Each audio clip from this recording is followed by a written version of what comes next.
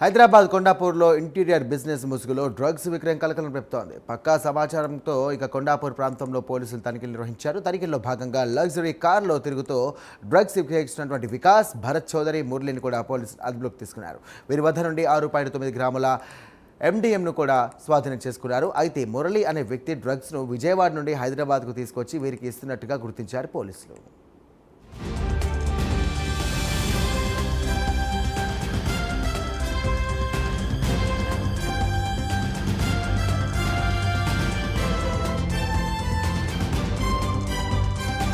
ఇదే అంశానికి సంబంధించి మరిన్ని డీటెయిల్స్ అందించడానికి ఫోన్ ద్వారా మా కరెస్పాండెంట్ కుమార్ సిద్ధంగా ఉన్నారు. కుమార్, థ్యాంక్ యూ సారం.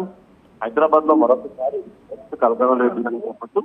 ఇంటీరియర్ బిజినెస్ ముసుగులోనే ఏదైతే డ్రగ్స్ దందా కొనసాగుతున్నట్లు ఏదైతే ఎక్సైజ్ డిపార్ట్మెంట్ అధికారులు కూడా గుర్తించారు. అయితే విజయవాడ నుంచి హైదరాబాద్ కు డ్రగ్స్ తెచ్చి కొండాపూర్ ప్రాంతంలో అమ్మకాలు జరుపుతున్నట్లు కూడా అధికారులు అయితే గుర్తించారు. విశ్వసనీయ సమాచారం మేరకు excise STF B team CI Bhiksha Reddy అలాగే ఎస్ఐ బాలరాజ్ సిబ్బంది కలిసి దాడులు అయితే నిర్వహించారు. అయితే మురళి అనే వ్యక్తి విజయవాడ నుంచి హైదరాబాద్ కు డ్రగ్స్ తీసుకొచ్చి వికాస్, భరత్ చౌదరి అనే ఇద్దరు వ్యక్తులకు ఇస్తున్నట్లు కూడా పోలీసులు అయితే గుర్తించారు. వీరిద్దరూ ఇంటీరియర్ డిజైన్ వ్యాపారం ముసుగులో లగ్జరీ కారులో తిరుగుతూ అవసరం ఉన్న వ్యక్తులకు డ్రగ్స్ గత కొంతకాలంగా సరఫరా చేస్తున్నట్లు కూడా అధికారులు అయితే గుర్తించారు. వీరి వద్ద నుంచి 6.09 గ్రాముల ఎండిఎంఏ డ్రగ్స్ అయితే స్వాధీనం చేసుకున్నారు.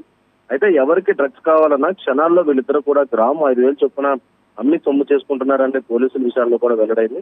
అయితే వికాస్ అలాగే భరత్ చౌదరి అలాగే మురళీలను పోలీసులు అరెస్ట్ చేశారు. ఈ ముగ్గురిని షేర్లింగంపల్లి ఎక్సైజ్ స్టేషన్ లో అప్పగించినట్లు ఇప్పటికే ఎస్టీఎఫ్ టీం కూడా చెప్పింది.